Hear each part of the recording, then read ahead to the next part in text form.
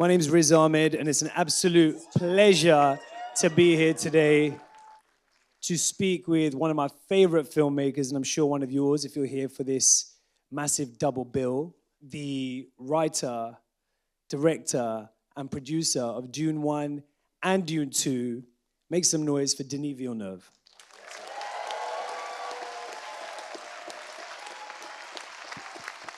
Thank you. Thank you, Riz. I just want to say right at first, thank you very much for taking some time on a Sunday afternoon to be here. It means the world to me. Thank you. I need to say, I apologize. Thank you so much, guys, to be here today in a theater for watching both movies back to back in IMAX. That means the world to me. That's the way the movie were intended to be seen. So thank you. Some noise for yourselves. So Denis, I just met your wife, who's the producer of this film as well, and a question that was just raging through my mind as I met her and I looked at her incredibly calm face was this a nightmarishly difficult film to make? It was such a dream to watch, but you've woven together such rich themes of culture, politics, power. You've got this ensemble cast playing out an intricate psychological drama. And yet it is also, although we'll talk about this later, technically a sci-fi spectacle. You're filming in the desert. There's giant exploding objects of various kinds. Was this an incredibly difficult film to make? Or was it as fun to make as it was to watch? It's a good question, thanks. The truth is a little bit everything. I mean, it's by far, it has been by far the most challenging filmic adventure of my life to make those two movies, but tremendous amount of fun, of course. It has been the joy of my life to make those two movies. That's the truth. Beautiful. And you give us something incredible to hold on to for years and years to come. I don't hesitate to say I think these are modern classics that we're enjoying this afternoon. I want to talk to you a little bit about why you wanted to make Dune 1 and Dune 2. Many people have called this unadaptable, in terms of the original source material, the books. What drove you to want to make this, and how long have you wanted to make this? Is this a dream that's realizing itself after a decades-long childhood wish, or was this something that kind of landed in your lap? I know many of us will know the story behind it, but could you share a little bit about... Yeah, absolutely. I read the books when I was a kid. I was into literature. I wanted to... it was my way to deal with reality was through books, science fiction books more specifically, and I found Dune by coincidence in the bookstore. I remember still today finding the book on the bookshelf and being attracted by the title Dune and the description behind about the journey of that young man, and I became obsessed with the book.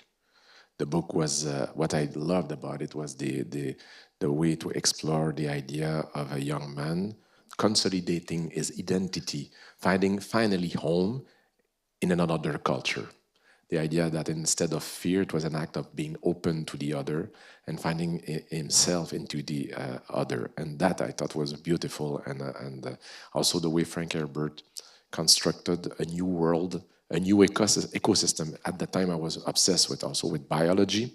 It's a science that I absolutely adore, and the way he built all this world with all its inner logic.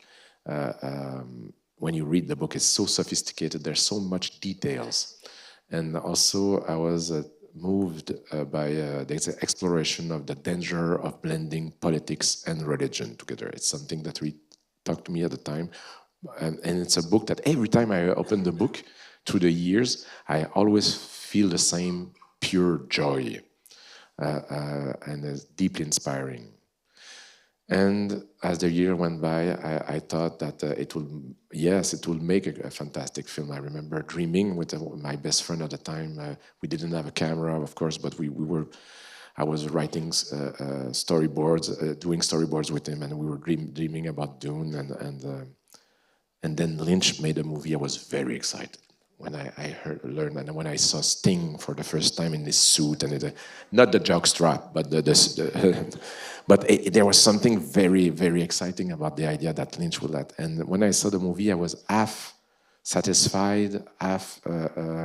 There was something, it was a take on the book that was very different from what I had in mind. And with all respect to the master, I felt that it was different. And through the years, I said to myself, one day, somebody will do it again. I was sure that it will happen, that someday there will be a different adaptation, something closer to the spirit of the book. And I became, it's always stayed in the back of my mind. Sorry, the answer is very long.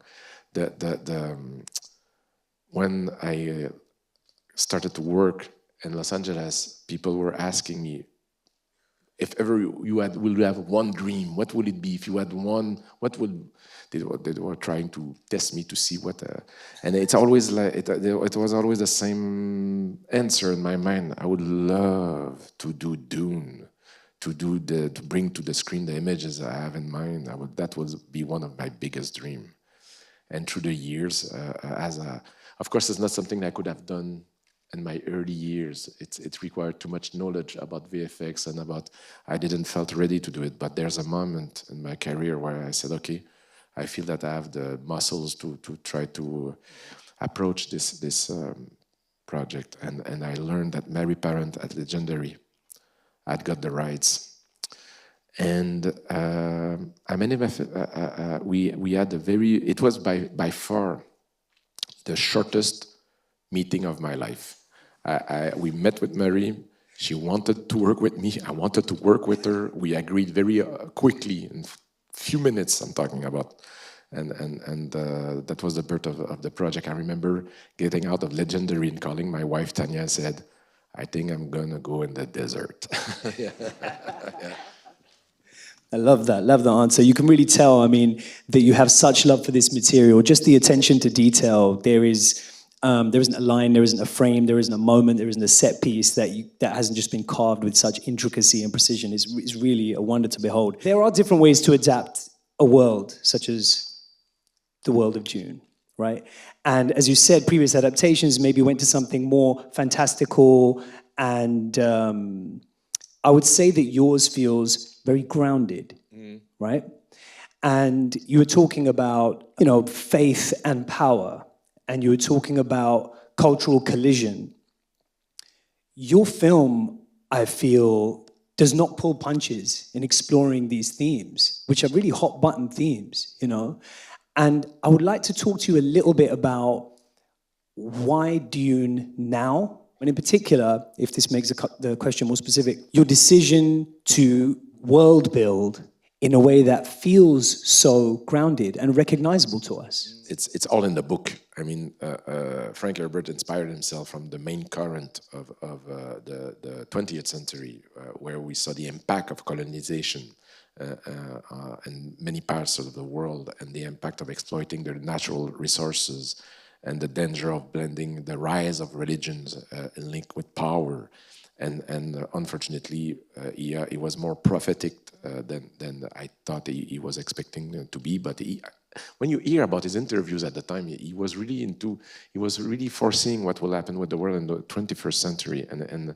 And I felt that those topics became just more relevant in the book. What he was talking in the book was just more present in our times, and that makes the adaptation just more possible, but more reliable. And I thought that all this idea to extend the roots of each tribe, let's call them tribes or families in the book, are always inspired by different real culture. It can be Spanish culture, Scandinavian, Middle Eastern cultures, American native cultures. It's all there in the book, and I tried to be faithful to that. I wanted to bring some kind of gravitas to keep the meaning alive, the poetry alive of the book, and the weight of the book, and I wanted it to be relevant to the audience from everywhere in the world. I felt it was like perfect timing to make this adaptation, if I can say. I want to ask you about how you preserve the psychological drama, the interpersonal intimacy, right? That really is the backbone of this film, amidst the 500-foot-long worms and the exploding spaceships and all of that. How do you protect that in your creative process? Is there a long rehearsal process? Is it, okay, today's going to be a day where I've got 500 ADs and megaphones and tomorrow's going to be intimate? How do you manage to preserve that human drama at the heart of this? Thanks. You're very generous. I will say that it start. Of course, it's all start on the page. I mean, you have it when you write the adaptation, you have to focus on. It's at the end of the day, the whole movie is structured around the love story between Paul and Shani. To Paul falling in love with a young woman, with her culture, discovering her culture, being curious about her culture, finding meaning into her culture, and wanted to learn more and become one of them, and falling as he falls in love with her, he falls in love with the culture at the same time. And then their couple will have to struggle with the pressure of the world, with the political pressure of the world, and then there will be a division in their point of view, and they will split because of political views. And through their relationship, we structured the whole drama, the whole tragedy of Paul Atreides, and that's and I kept saying to my crew, if the audience doesn't believe in their relationship, there will be no movie. Tell us how you... Apparently there was a worm unit. Tell us about the worm unit. Something I was obsessed by in the first movie was that to bring as much nature as possible in front of the camera, to use nature as my main ally, as my main force. Because the book is based on this exploration of an ecosystem, and the nature is at the heart of the book. So I said, if I make a movie about that, I don't want to be on stage. I want to be in the real desert. I want to feel the impact of the desert on the characters and capture that on camera. And so natural light. And when you do VFX, it's all about lighting. And I knew that the worm riding sequence will need to happen under real sunlight, and to do so, it will require tremendous amount of technology, and I wanted to shoot as much as possible on camera. So we had to figure out, we created a kind of platform for that was on Campbell. Each shot was tremendously complex to do. I mean, sometimes a shot will take half a day, sometimes 3 days, sometimes a week to accomplish a shot. It's because each shot was experimental, and I didn't want to compromise at all. So I said to myself, it's going to take months to shoot that, because each shot was shot at the precise time of the day to have the perfect sun angle, and we didn't want to compromise. So it's like each shot needed to be exactly as. And so how can I do that? If I needed to I could not shoot it in an ordinary way. I had to get out of my comfort zone. The idea is I had to create a special unit, a unit that will specialize on worm shooting. We call that unit the worm unit. This worm unit was dedicated exclusively to bring that sequence home. And the idea was that because regular unit, the pacing is pretty fast, pretty intense. But the worm unit, because of the pacing, very slower, allowed me to direct both units. But in order to do so, I needed someone on that unit that will be my ears, my eyes, and that will convey my direction, and that will help me to direct this unit. So those were very intense shots to do.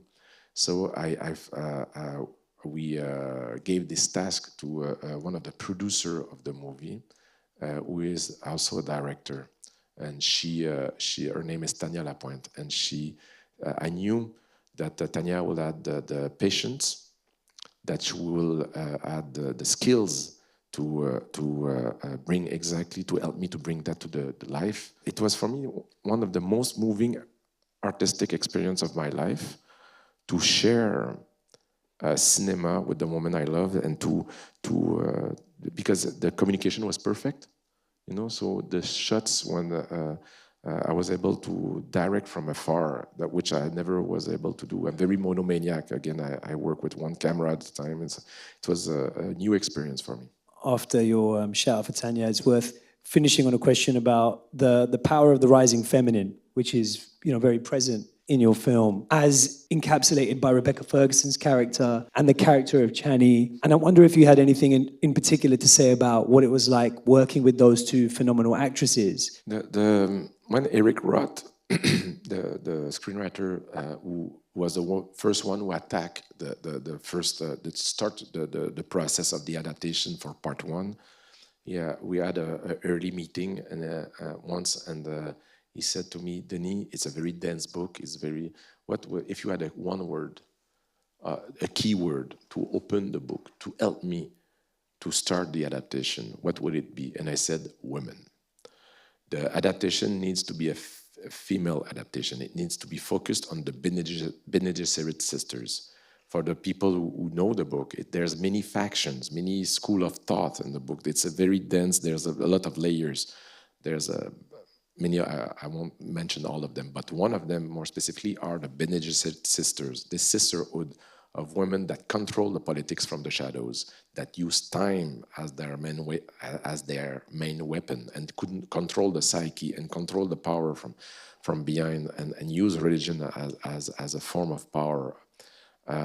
It's something that I thought was very interesting, relevant, fresh, and I had not seen on screen. And so we focused the adaptation on them, which means that it brought Lady Jessica, that is a character less important in the novel, up front. And Rebecca Ferguson is an actress that has the ability to regular drama, amazing, but incredible actress that can do anything in front of a camera, but also can dive into the unconscious, that can bring ideas home, like you're being poisoned right now, and you have to save your unborn baby from your belly, and you are fighting the poison of the worm, and to bring that to, it's something that she has a tremendous, beautiful imagination, and she really, without